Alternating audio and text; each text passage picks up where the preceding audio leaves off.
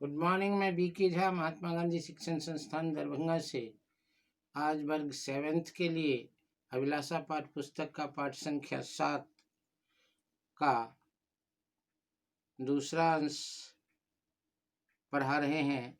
हमने पहले अंश में पढ़ा कि सुनेली नाम की औरत, जिसे मरुस्थल में पानी की आशा लगी और उसने प्रयास कर दिया। प्रयास में पहले लोग उनके प्रयास को मजाक के तौर पर लेने लगे। बाद में जब सुनेली के प्रयास रंग लाने लगी तो लोगों का साथ मिला, परिवार के लोग भी साथ हो गए, समाज के लोग भी साथ होकर के उनके प्रयास को और बढ़ावा देने लगा। सुनेली बेटे की रोटी लेकर वापस आई तो देखती है जवान हाथों की जोर उसके काम को दुगुना आगे बढ़ा दिया। उसकी खुशी का ठिकाना न रहा। बेटा खेजरे के तने के छाया में रोटी खाने लगा। सुनेली फिर से फावड़ा लेकर खुदाई में जुट गई। शाम को दोनों माँ बेटे घर लौटे तो चेहरे पर खुशी झलक रही थी। ढानी के लोगों ने उनका मजाक भी उड़ाया, लेकिन वो दोनों चुप रहे। सुबह छोटा लड़का जगा तो देखा बिस्तर पर माँ नहीं है, पनहरी पर घड़ा भी नहीं था। कुछ सोचकर उसने बड़े भाई को जगाया और बोला, दादा, माँ शायद ठीक कहती है, खेजरे के जल में पानी है, तभी तो वह हमेशा हरा भरा रहता है। उठो चलो, हमें माँ का हाथ बटाना चाहिए। बड़े ने कुछ सोचा और भाई के साथ चल पड़ा। सुनेली के परिवार वाले जब सुनेली की लगन देखी और उस लगन में कुछ आशा के किरण दिखाई दिए तो सुबह उठ के सुनेली जब घर से अपने कर्मस्थल के तरफ चली गई थी तो उनके बेटे बड़े सब उनके पीछे वहां पहुंचने लगा। खेजरे के पास पहुंचकर दोनों गड्ढे में उतर गए, कुआं खोदना शुरू कर दिया। पास आने पर माँ ने दोनों को इस काम में जुटे देखा तो गर्व से फूली न समाई।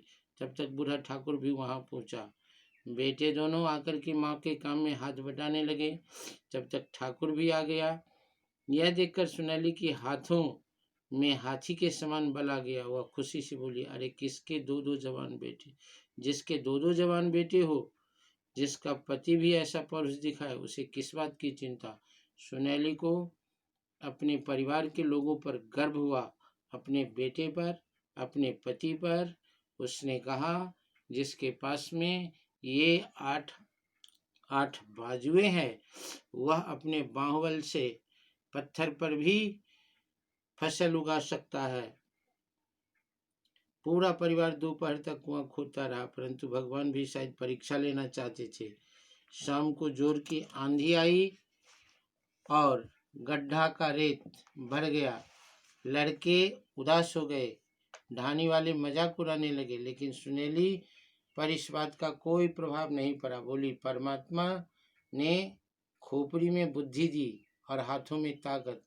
दिन में हमें आराम करना चाहिए और चांदनी रात में कुआं खोदना चाहिए। तुम लोग कुआं खोदने का काम करो, मैं मिट्टी उठाकर दूर फेंकती रहूंगी। उसका काम आगे बढ़ता देख लोग भी वहां पहुंच गए। सफलता समीप देख करके छोटे बड़े सभी उस काम में जुट गए। जब हम कोई सही काम करने लगते हैं तो सही मार्ग में थोड़ी सी कठिनाई जरूर होती है। परमात्मा हमारे सब्र की परीक्षा लेते हैं, हमारे धैर्य को जांचते हैं। और वही बात सुनेली के साथ शाम में तूफान आया। उसकी खोदी हुई सारी मिट्टी उस कुएं में जा गिरी। देख करके बेटा उदास हो गए, लेकिन सुनेली पर इसका कोई प्रभाव नहीं पड़ा। उसने कहा, कोई बात नहीं, हमारे बाजुओं में दम है, हम इस परीक्षा में जरूर पास होंगे। तुम लोग कुआं खोदो और हम मिट्टी उठा करके दूर फेंकते हैं। गड्ढा गहरा हो जाने के बाद उस पर गरारी लगा दी गई। नीचे से खोदी मिट्टी तुरंत ऊपर खींच ली जाती। बच्चे उसे उठाकर दूर फेंक जाते।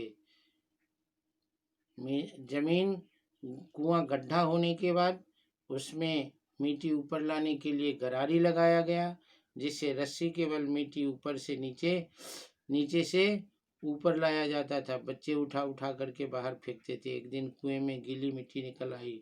लोगों की खुशी का ठिकाना नहीं रहा। सारे गांव में बतासे बांटे गए। सुनेली वो बंजारे के कुएं पर बसे परिवार को भी नहीं भूली। उन्हें जब यह समाचार मिला तो वे लोग बहुत खुश हुए। ये खोदते खोदते सफलता नजदीक आने लगी। गीली मिट्टी निकलना शुरू हुआ। कुएं में मीठा पानी निकला। पहले एक स्रोत फूटा, फिर दूसरा, फिर तीसरा। देखते देखते कुएं में 10 हाथ पानी ऊपर चढ़ाया। सुनैली तो मानो खुशी से पागल हो उठी। उसकी इच्छा हो रही थी कि वह पानी में कूद कूद कर मछली के तरह तैरे। चारों ओर सुनैली की जय जयकार होने लगी। सभी के परिश्रम ने रंग लाया और कुएं में पानी निकल आया। कुआं पानी से भर गया। सुनैली अपनी सफलता पर फूले नहीं समा रही थी। सुनैली आंखें भर आई। वह बोली, एक आदमी की क्या ताकत, यह तो सबकी ताकत का फल है।